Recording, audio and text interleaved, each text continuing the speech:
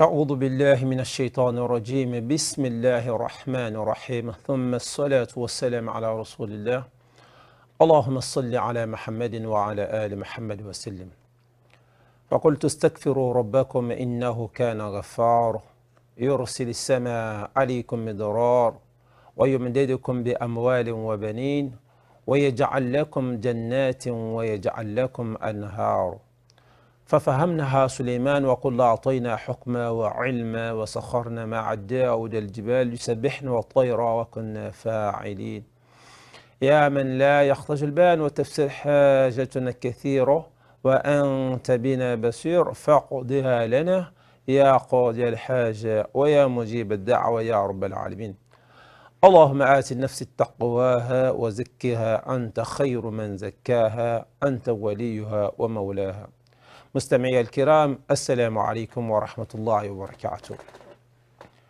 Au nom d'Allah, le tout miséricordieux, le très miséricordieux, prière et salut sur le saint prophète Mohammed sallallahu alayhi wa sallam, sa famille, ses fidèles compagnons et tous ceux qui suivront ses pas jusqu'au jour de la résurrection. Amin.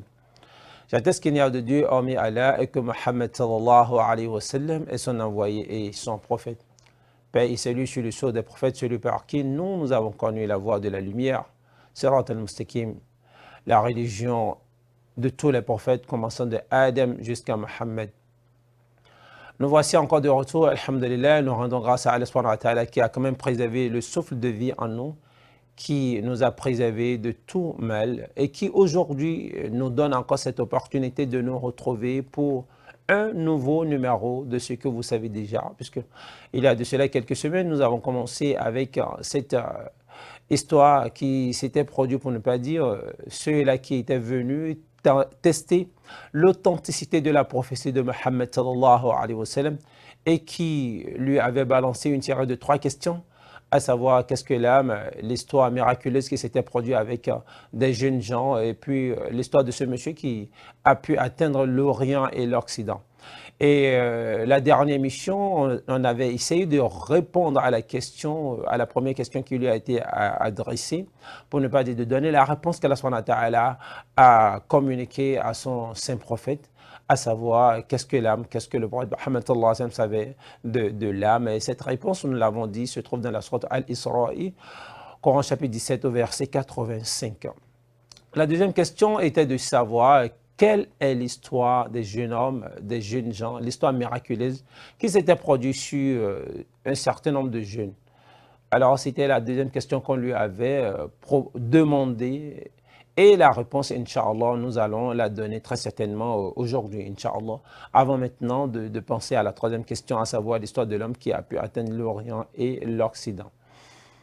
La deuxième question, à savoir l'histoire miraculeuse qui s'était produite, pour ne pas dire l'histoire miraculeuse arrivée à un certain nombre de jeunes dans le temps. Quelle était la réponse ou que savait Mohammed sallallahu alayhi wa sallam de ces jeunes gens et de cette histoire miraculeuse qui s'était produite. Donc c'était une série, un certain nombre de questions dans une seule question, c'est-à-dire on voulait savoir c'est qui ces jeunes, c'était quoi leur, comment on appelle ça, c'est quoi leur identité, c'est quoi l'histoire miraculeuse qui s'était produite sur ces gens-là et c'était quoi leur comportement. Donc c'est toute une série réunie dans une seule, dans la deuxième question qui avait été adressée au Saint-Prophète Mohammed sallallahu alayhi wa sallam. Pour ne pas chercher à monopoliser la parole et à aller vite dans les détails, il faut savoir que ces jeunes, premièrement, sont les gens que nous appelons Ashab al-Kahf. Vous l'avez déjà certainement entendu une fois, les gens de la caverne. Ashab al-Kahf. Souvenez-vous, c'est un verset du Coran, c'est un verset du chapitre 18, encore en chapitre 18, Surat al-Kahf, une sourate qui porte même le nom de la caverne dans laquelle ces jeunes se sont réfugiés. Donc, l'histoire de ces jeunes, c'est ce qui a été demandé au saint prophète Mohammed sallallahu alayhi wa sallam. Il faut d'abord savoir que les jeunes de la caverne, Ashab al-Kahf comme on le dit, sont des jeunes qui avaient la foi et qui ne voulaient en aucun cas que quelque chose soit, que leur foi soit tâcher de quelques doutes que cela puisse paraître. Alors, le souci, c'était comment faire pour pouvoir préserver leur foi. Parce que le Coran que vous voyez, Allah subhanahu wa ta'ala, ce n'est pas un livre d'histoire où n'importe quelle histoire peut se retrouver là-dedans. Lorsque l'histoire a de l'importance et que nous avons de leçons à gagner, qu'Allah subhanahu wa ta'ala en fait part à son messager, à Muhammad sallallahu alayhi wa sallam. Ce qui fait que d'ailleurs dans le Coran, vous ne trouvez pas beaucoup d'histoires. Ce n'est pas qu'il y en a, il y en a, mais les quelques qu'il y a, c'est pour nous enseigner quelque chose, c'est pour nous amener à apprendre quelque chose, c'est pour nous amener à prendre conscience d'un certain nombre de dangers qui pourraient guetter l'être humain. Les gens de la caverne, Ashab al-Kahf. Dans la partie où Allah subhanahu wa ta'ala fit mention de cette histoire, c'est dans la sourate al-Kahf, comme je vous l'avais annoncé, à partir du verset 9 jusqu'au verset 22, où Allah subhanahu wa ta'ala dit « Am hasibta anna ashab al-Kahf wal-Raqim kanu min ayatina adaba » Penses-tu que les gens de la caverne et d'Al-Raqim ont constitué une chose extraordinaire dans nos prodigues? C'est-à-dire, cette histoire, est-ce que c'est une histoire extraordinaire pour que les gens puissent te poser la question là-dessus? Qu'est-ce que cette histoire a d'extraordinaire? Auprès de nous, Allah subhanahu wa ta'ala, ça n'a rien d'extraordinaire. Ce qui s'était produit avec eux, c'est une histoire miraculeuse. C'est comme ça qu'il l'a qualifié. En quoi est-ce qu'elle est miraculeuse? Bon, peut-être pour l'être humain même. Pour nous, Allah subhanahu wa ta'ala, auprès d'Allah subhanahu wa ta'ala, ce n'est pas une histoire aussi extraordinaire en quelque sorte. Mais pour l'être humain, oui, elle est vraiment extraordinaire. Quand nous allons entrer dans les détails, vous verrez. Au verset numéro 10, Allah subhanahu wa ta'ala dit « Id awal fitya ila al-kahfi faqalu rabbana atina min ladunka rahma wa hayyi lana min amrina rashada » qui signifie quand les jeunes gens se furent réfugiés dans la caverne, ils dirent « Oh, notre Seigneur, donne-nous de ta part une miséricorde et assure-nous la droiture dans tout ce qui nous concerne. » Au verset 11, « فَضَرَبْنَا عَلَى آذَانِ فِي الْقَافِ سِنِينَ عَدَدًا » Alors nous avons assourdi leurs oreilles dans la caverne pendant de nombreuses années. ثم بعثناهم لنعلم أي الحزبين أحصى لما لبثوا أمدا. Ensuite, nous les avons ressuscités afin de savoir lequel des deux groupes saurait le mieux calculer la durée exacte de leur séjour. Du verset 9 au verset 12, nous voyons que c'est des gens qui se sont réfugiés dans une caverne à qui Allah subhanahu wa ta'ala ils se sont réfugiés dans la caverne et Allah subhanahu wa ta'ala, qu'est-ce qu'il a fait? Allah subhanahu wa ta'ala, il a assourdi leurs oreilles dans cette caverne pendant de nombreuses années. Ensuite, Allah subhanahu wa ta'ala les a ressuscités. Comment ça s'est passé? Pour quelles raisons ces jeunes se sont ressuscités, se sont réfugiés, du moins, je m'excuse, dans la caverne? Et pourquoi Allah subhanahu wa ta'ala a assourdi leurs oreilles pendant de nombreuses années avant de les ressusciter? Elle a dit dans le verset 13, « Nahnu naqussu alayka naba'ahum bil haqq, innahum fityatun amanu bi rabbihim wa zidnahum huda. » Elle a dit, « Nous allons te raconter leur récit en toute vérité. Ce sont des jeunes gens qui croyaient en leur Seigneur et nous leur avons accordé les plus grands moyens de se diriger dans la bonne voie. » Les gens de la caverne, les Ashab al-Kahf, ce sont des jeunes gens qui ne voulaient rien d'autre que adorer Allah subhanahu wa ta'ala, c'est-à-dire vouer un culte exclusif à Allah subhanahu wa ta'ala. Pas question d'associer à Allah quoi que ce soit dans leur adoration, c'est-à-dire adorer Allah et avoir encore d'autres petites divinités, si je peux m'exprimer ainsi, où ils pourraient faire référence dans leur adoration. Non, tout ce qu'ils voulaient éviter, c'est d'adorer uniquement Allah subhanahu wa ta'ala. Mais malheureusement, le pays dans lequel ces jeunes se sont retrouvés, c'est un pays idolâtre, c'est un pays où il n'y a que l'idolâtrie qui domine en quelque sorte. C'est-à-dire toute la population, pratiquement toute la population était idolâtre. Et ils ne connaissaient pas un Dieu unique dont parlent ces jeunes et adoraient uniquement des idoles. Alors ces jeunes n'aimeraient pas que leur foi soit tachée. On préférait ne pas les suivre dans cette droite-là. Et on préférait proclamer haut et fort l'unicité de Dieu et appeler leurs concitoyens vers l'adoration d'un Dieu unique. Ce qui a d'ailleurs énervé un certain nombre de personnes parmi eux qui se sont rapidement rapprochés du roi pour informer le roi, à savoir qu'il y a parmi ta population, il y a parmi nous des gens qui n'adorent pas notre Dieu, c'est-à-dire eux, leur Dieu, bien sûr, par nous, notre Dieu n'adore pas cette divinité, les quelques divinités qui étaient adorées à l'époque et prétendent adorer un Dieu invisible, un Dieu unique qui serait à l'origine de la création des cieux et de la terre. C'était ce qui avait été rapporté au roi. Alors ça a énervé le roi au point où le roi a demandé qu'on lui retrouve ces jeunes-là et qu'on les ramène. Entre-temps, ces jeunes, pour ne pas suivre les idolâtres, ont préféré se cacher, se réfugier quelque part pour pouvoir adorer leur Seigneur comme cela se doit. Ils sont allés là-bas les chercher afin de les présenter au roi. Les voici devant le roi. Le roi leur a demandé, voilà ce que je viens d'apprendre, on me dit que vous n'êtes pas adorateur de ce que nous adorons et que vous êtes adorateur d'un autre Dieu, de surcroît un Dieu invisible qui serait l'auteur de la création des cieux et de la terre. Qu'en dites-vous? Alors ces jeunes ont reconnu effectivement tout ce qui a été dit sur eux concernant l'unicité d'Allah subhanahu wa ta'ala, concernant le fait qu'ils aient décidé d'adorer un seul Dieu.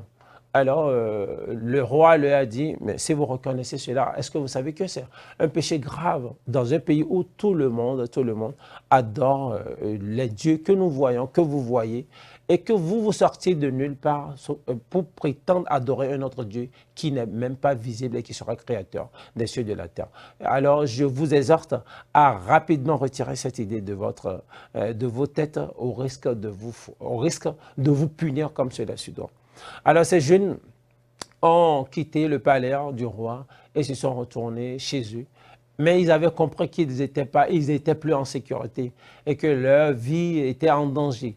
Soit ils sortaient de cette ville, ils partaient complètement afin de sauver, comment on appelle ça, le souffle de vie qu'il y a en eux. Soit ils prennent le risque de rester et peut-être un beau jour ils se feront tabasser, pourquoi même pas assassiner. Alors ils ont pris la fuite et ont préféré aller se réfugier dans un endroit un peu isolé de la ville.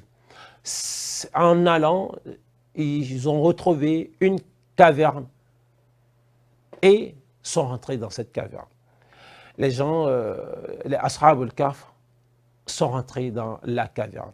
Voilà pourquoi la sourate s'appelle la sourate de la caverne, sourate al-Kahf. Et l'histoire pour laquelle cette sourate fut nommée sourate de la caverne, c'est cette histoire, nous sommes en train de mettre la lumière là-dessus.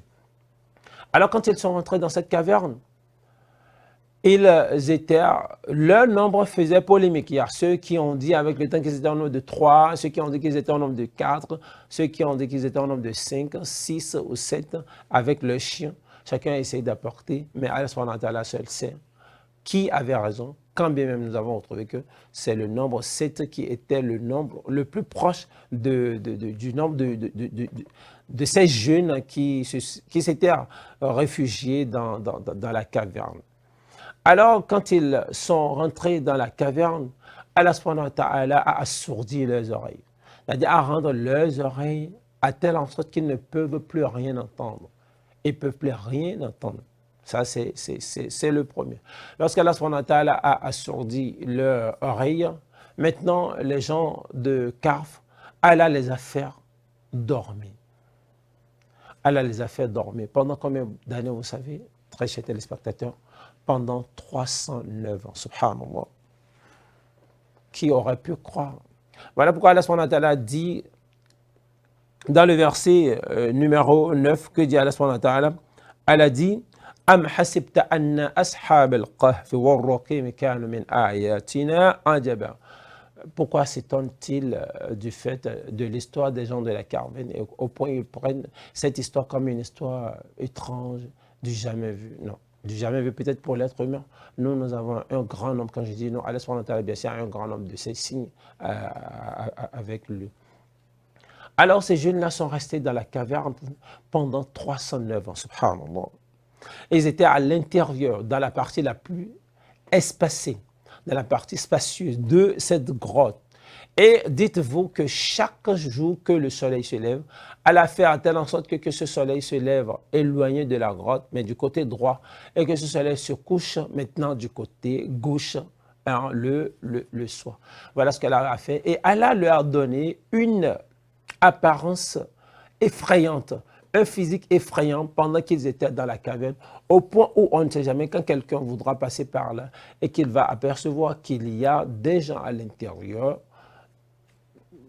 pour que cette personne, l'image qu'Allah a fait des gens de la caverne des Ashab al-Kahf, que cette image puisse l'effrayer à ne pas vouloir chercher à savoir ce qu'il y avait à l'intérieur. Toujours est-il que Allah les a gardés pendant 309 ans dans cette caverne, avant maintenant qu'il ne les ressuscite, qu'il ne les réveille. Maintenant, la sourate continue en nous disant وَرَبَطْنَا عَلَى قُلُوبِهِمْ إِذْ قَامُوا فَقَالُوا رَبُّ السَّمَاوَاتِ وَالْأَرْضِ وَرَبَطْنَا عَلَى قُلُوبِهِمْ إِذْ قَامُوا فَقَالُوا رَبَّنَا رَبُّ السَّمَاوَاتِ وَالْأَرْضِ لَن نَّدْعُوَ مِن دُونِهِ إِلَٰهًا لَقَدْ قُلْنَا إِذًا شَطَطًا. Et il continue en disant هؤلاء قوم اتخذوا من دونه آلهة لولا يأتون عليهم بسلطان بين فمن أظلم ممن افترى على الله كذبا. Allah subhanahu wa ta'ala nous fait savoir que bien avant de les ressusciter, chaque fois que le soleil se levait, Inch'Allah, parce que pendant toutes ces années-là, le soleil s'est quand même levé et il s'est recouché. À chaque fois que le soleil se levait, Allah fait à telle sorte qu'il écartait le soleil de cette grotte. Le soleil se lève du côté droit de la grotte et revient le soir se coucher du côté gauche de la grotte. Voilà ce qu'Allah subhanahu wa ta'ala a fait. Et maintenant, pendant 309 ans, que faisaient-ils pendant 309 ans? Est-ce qu'ils dormaient? Est-ce qu'ils étaient en éveil? Qu'est-ce qu'ils faisaient en un mot?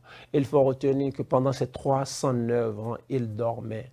Allah leur a donné, oui c'est vrai, une apparence effrayeuse, mais leur a quand même laissé se reposer. Allah les a laissés se reposer. Quand même eux, ils ne sont pas conscients du repos qu'Allah leur a accordé.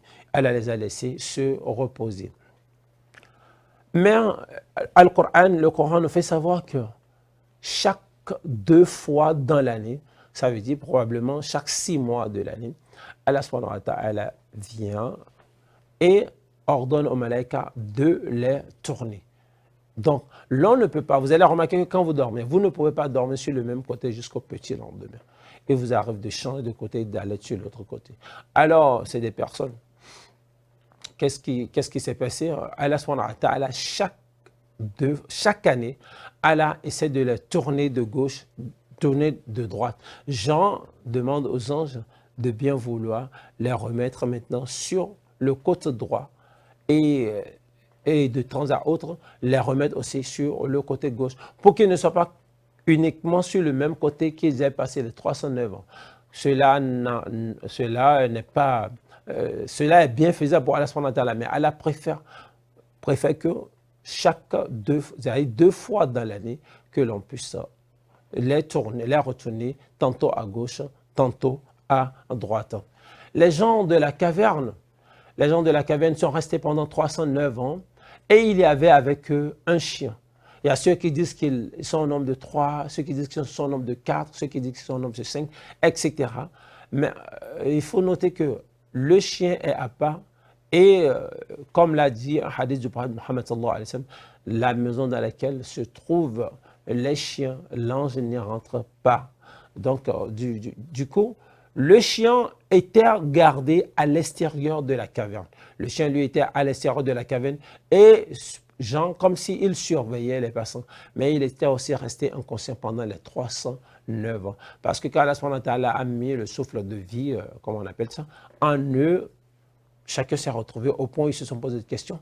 Combien de temps avons-nous eu à rester dans cette caverne? Il y a parmi eux qui ont dit, nous étions restés, je crois, pendant une journée et demie ou bien une journée entière pour des personnes qui venaient de passer 309 ans. Regardez la puissance d'Allah subhanahu wa ta'ala. Pour eux, c'est comme, c'est pas l'état dans lequel Allah les avait mis. Pour eux, c'est comme s'ils n'avaient pas mangé.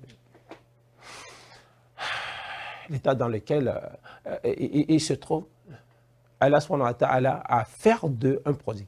Maintenant, quand ils se sont réveillés, ils avaient faim. C'est normal, pendant plus de 308 ans, rester et ne rien manger, subhanallah.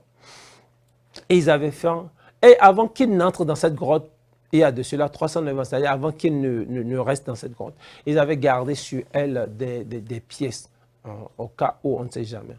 Alors, l'un d'entre eux demanda à son second de bien vouloir prendre de bien vouloir prendre la monnaie qu'il y a là, l'argent qu'il y a là, et d'aller en ville leur payer à manger. Subhanallah.